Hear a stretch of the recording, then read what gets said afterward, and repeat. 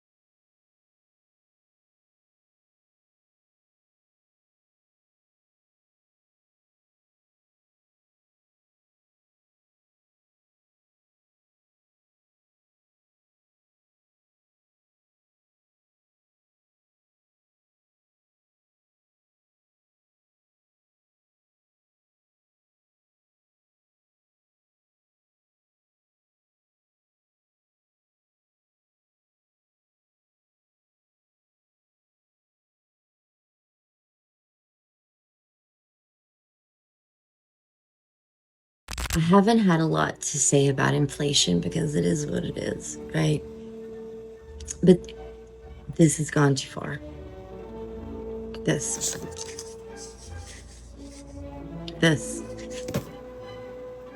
$3.12. For powder.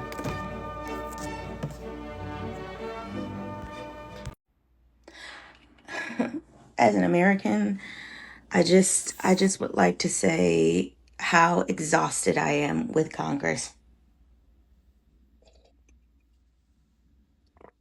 And I mean I'm so exhausted. I can't anymore. And I don't know what we're supposed to do. I don't know. They're all corrupt. And it just is, they don't seem to care. I don't understand. I'm so lost.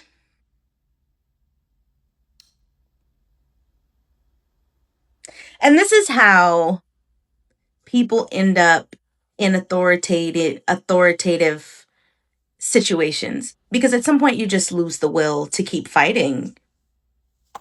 Just let them have it, shit. I have a feeling that the entire system is about to die. America was built on the systemic oppression of people of color, the blood of Native American, the labor of immigrants and African American, capitalistic system that does not benefit the people of the country. And I believe that the cries, the scream towards conservative ideals are pushing us towards this new change. They're trying to hold on to the systemic oppression that America was built on. But we decided that we believe in freedom and liberty for all and diversity.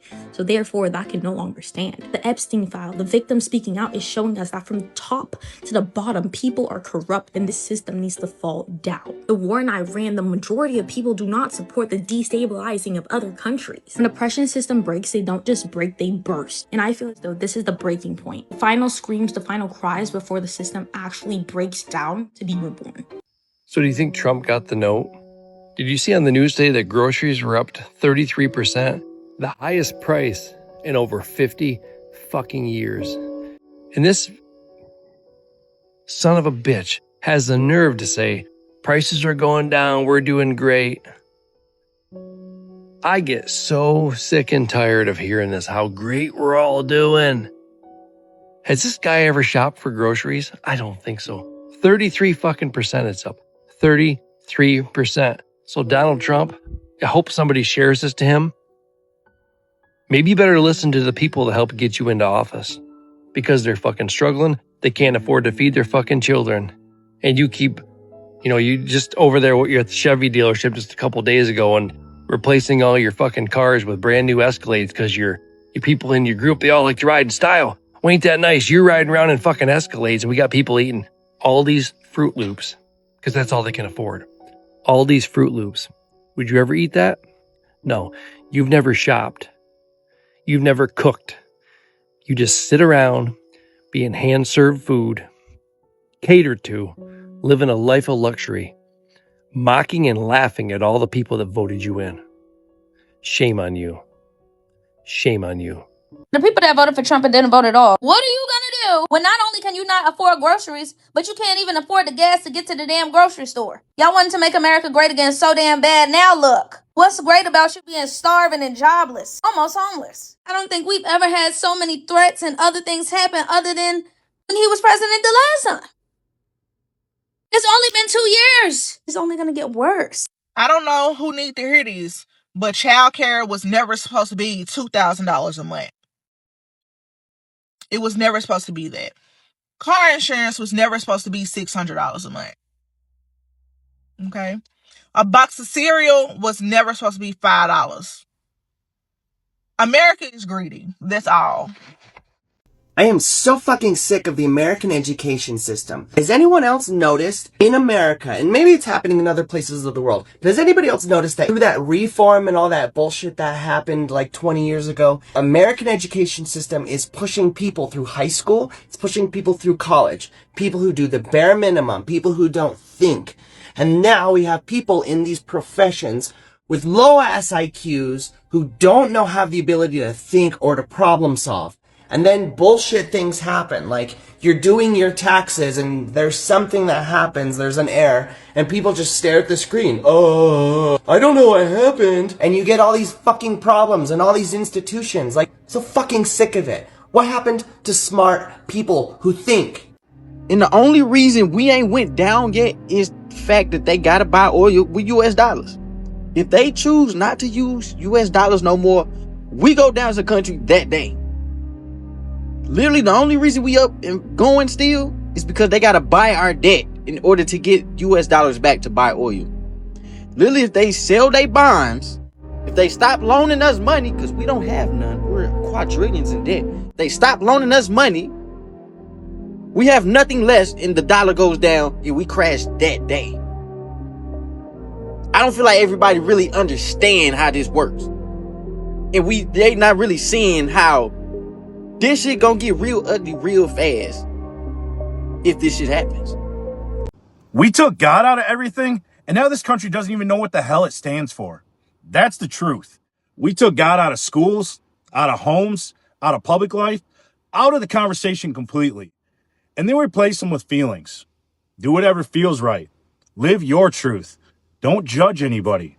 Nothing is really wrong. And now look at us. Nobody knows the difference between right and wrong anymore because everybody gets to make up their own fucking rules.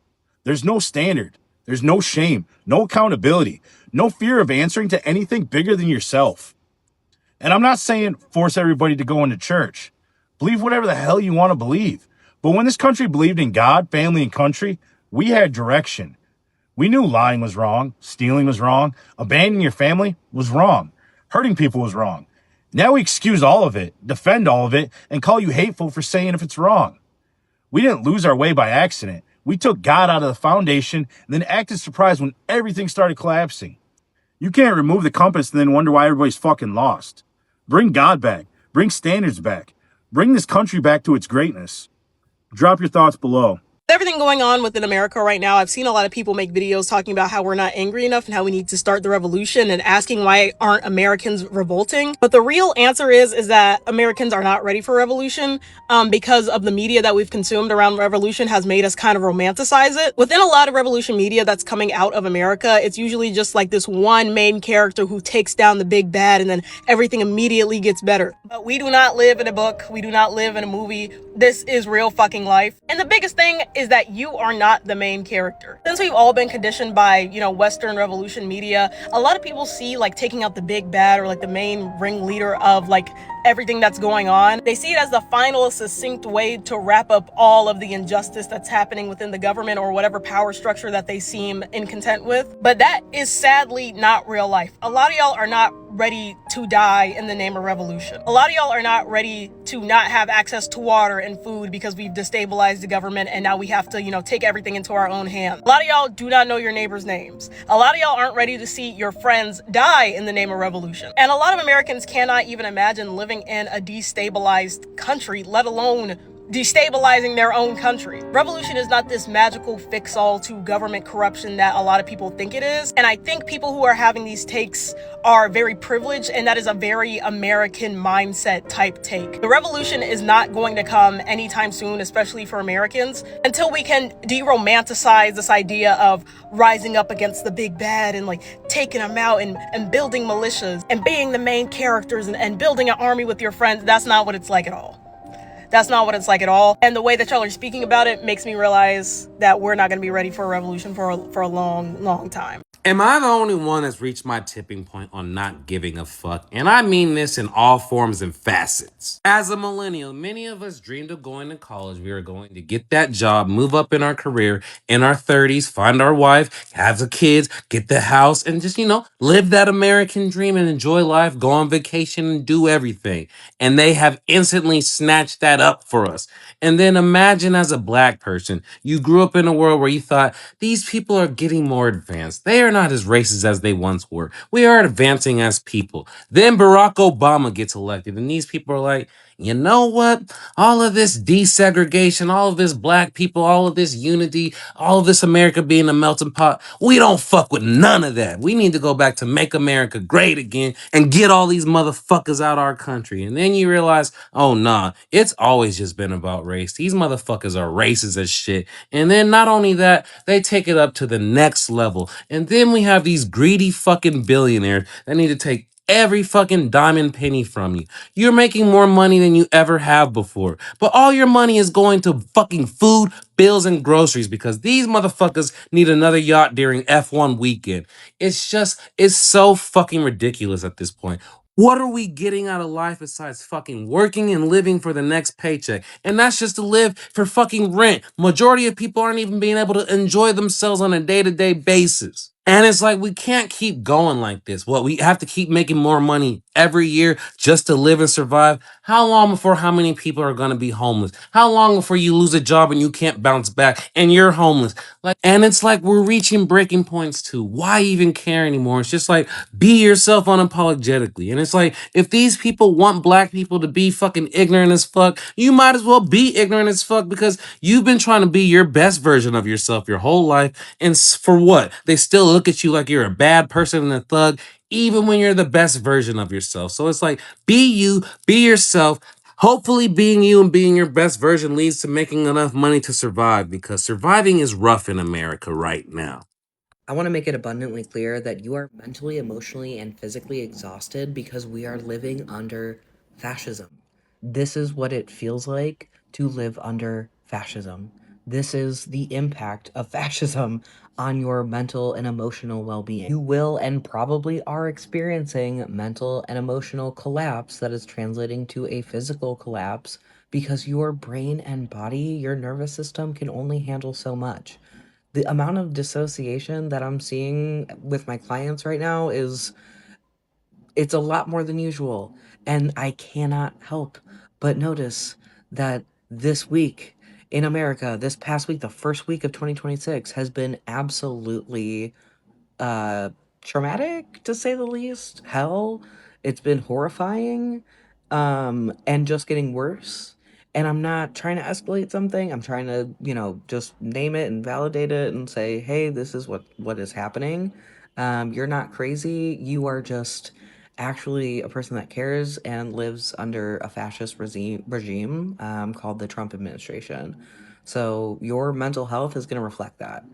Your physical health is going to reflect that. And this is, I almost hesitate to even imagine what the long-term impacts on mental health will be because of this administration in the next 3 years. Because This is so bad. Right now, if you're trying to figure out what to do, it is all about community. Let's lean into the community we already have. Let's try to expand community. Let's try to find more community. Like, this is how we're going to get through this. And I wish I could offer more, but we have each other. Like, what the fuck else do we have? We have each other. Turning Point USA has fallen. They've lost their adult audience, lost their college audience, lost their high school audience, and now they have to be like their favorite president and target kids. Why, you might ask? Because no one went to the JD Vance and Erica Kirk TPUSA event. Not even Erica went. And it's not like she had to watch her kids. She never watches her kids. It's because the ticket sales were straight up embarrassing and the audience attendance non-existent. Erica Kirk and her security team claimed it was because of threats, but keep in mind, JD Vance still showed up. You know, the current vice president of the United States. So clearly security wasn't the issue. And honestly, I think those threats might have been coming from JD's wife Usha. Erica was replaced by TPUSA's Andrew Colvett, where he took the stage with JD Vance at the University of Georgia in Athens, to a crowd of like 300 people. What makes this more embarrassing for TPUSA is the tickets were literally free. TPUSA is collapsing in front of our eyes, and Fafo and I, we can't be any happier to see it. Honestly, something that doesn't surprise me is just how difficult it is for a lot of young adults out here trying to actually achieve their dreams. I mean, price of rent's going up, cost of college is going up, car insurance and car payments suck for people under the age of 25. It's difficult to get a credit score, hard to survive, and some young adults don't have the luxury of living with their parents. I mean, I'm grateful to be in the position I'm in, but it doesn't make it any less difficult, especially when you're struggling to make ends meet and you're still trying to achieve something that's going to change the world. And I know millions and millions of young adults across the U.S. and the world all feel that way. But I'm not sitting around and gonna mope about it anymore. I've been doing it for too many years. I tried to make change. I didn't do enough of it. And now is the point where I'm saying, screw it. I'm going to jump into it and create the world of love that I know this world needs. Build a world that is full of love and respect and care and support. Because people out here suck. Like, they really do, truth be told. I know how bad the world sucks, just like millions of other people know how bad the world sucks. But it's up to us to change it, and I'm going to do what I need to do to change it. I know my family is going to be taken care of because I put in the effort. I know for generations and generations to come, I'm going to leave an impact. I have a serious question.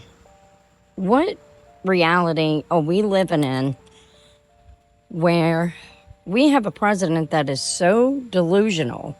You caused a war, surrendered a war, taken from the people. There's people going hungry. You're trying to make homelessness a crime. Let's see.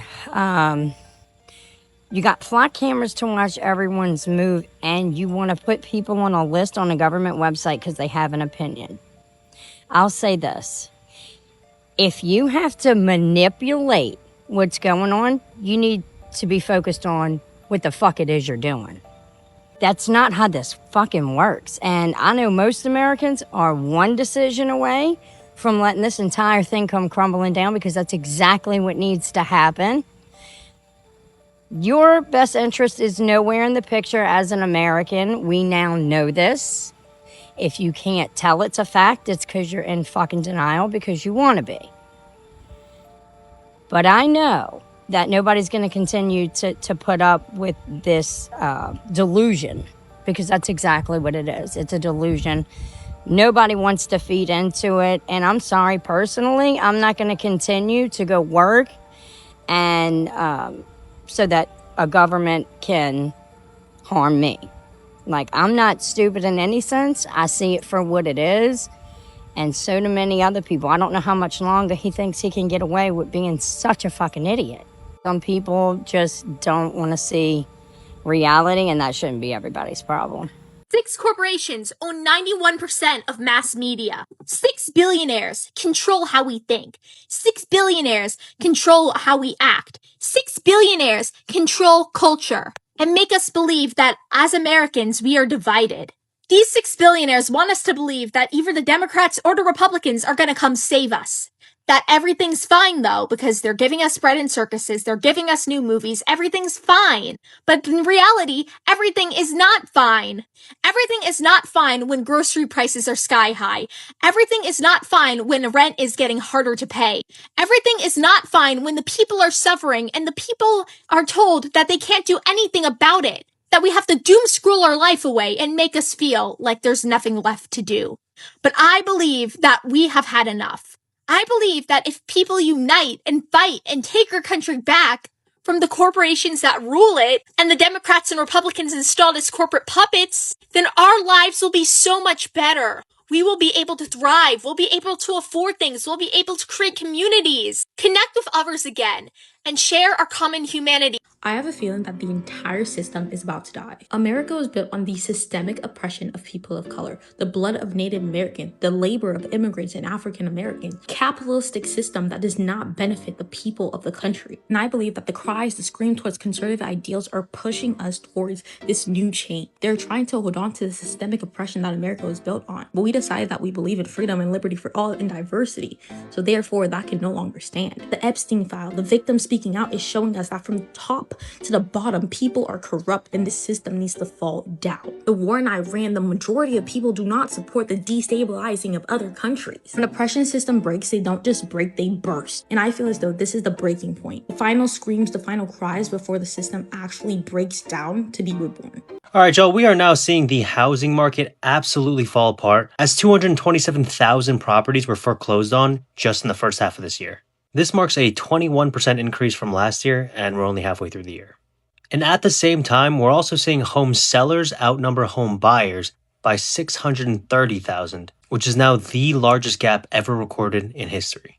So I know a lot of people don't like to admit it, but the housing market is clearly collapsing, and it's really just the start.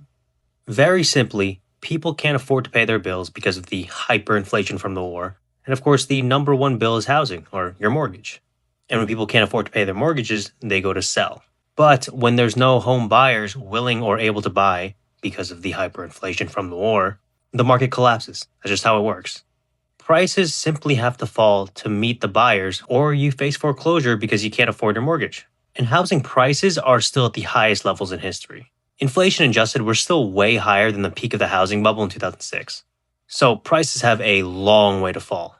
And you can either drop your prices massively to sell, or you get foreclosed on because you can't afford your mortgage. That's just the situation for a large number of homeowners in America. And what a lot of people don't understand in the housing market is that even if that's not your situation, and like you can afford your mortgage or you even have it paid off, the rest of the market selling or getting foreclosed on means that your housing value just tanks. If everyone around you, all your neighbors, are forced to sell at $500K, your house is no longer $1 million. That's simply how it works. No one is ever going to pay $1 million for your house. And this is also a massive chain reaction too. Not everyone's going to be forced to sell. A lot of people who don't have to sell are still going to rush to sell because they don't want to lose like half their equity. Or, their equity value, that is. That's just how markets work. When the prices start to contract, people just start rushing for the exits because they don't want to lose all their money, which of course causes the prices to contract even more. And another thing to keep in mind is that the boomers are also aging out. So they've been looking to sell. And also, wildly, they're looking to upgrade. Usually you downgrade when you age out, but they're looking to upgrade. So they're going to be extra concerned about, losing half their value. So this bubble is absolutely falling apart, and it's actually going to catch a lot of people by surprise. This is the collapse a lot of people aren't seeing, frankly, because most people in the housing market don't really know what they're doing. They kind of just got there by luck. COVID era, mortgage rates, that kind of stuff. And also the nature of the housing market itself. It's people buy houses to live in. It's a lifestyle choice. A lot of people aren't really factoring in the money part of it. And now, of course, the money part of it is a big deal with the hyperinflation. And of course, that aspect of it also makes the snowball worse. A lot of people are not locked into good rates. A lot of people are locked into bad rates. You bought a house before the inflation hit, and now it hits, you're out. So this is going to spiral a lot worse than people think, and it's going to catch a lot of people by storm. Yeah, I'm in Toronto, and I just walked to the store to buy me 2 drinks, right? And I paid with a $10 bill. And when I go to pay with the $10 bill, he tells me it's $5.65, right? I'm like, cool. I hand him a $10 bill. He hands me back 4 coins. Listen, hands me back 4 coins. I'm like, I look at it, look down at my hand, I look back up at him. He said, so you supposed to give me cash? He like, nah, like, that's it's right there. I'm like, nah, can I get it in cash? He's like, nah, like, bro, I gave it to you. Like, he's like, $2, you know. I'm like, nah, like, bro, can I get it in cash? He like, bro, it's like minimum $5. I'm like, I'm like, all right, maybe I just don't understand how this Canadian money works. So I proceed to stand there, and I proceed to stand there for a little bit. Then I walk out. Okay, I'm like, maybe I don't understand it. So then I search on the internet. Apparently, Canadians have $2 coins, and as an American in Toronto, Americans, we're fucked. The average American don't even make $300 per day before taxes, but a lot of people will get on these apps and act like they're making 100K per month. And that's an issue because we won't be able to address the inflation issue if everybody's acting better than one another. We need to come on here and be realistic so that way we can form something sort of like a union and get some things push it, because there's no way the minimum federal wage should be nothing less than $35 per hour, especially in this economy, because we want to do something that's nostalgialistic, which is Fuck, I almost had one.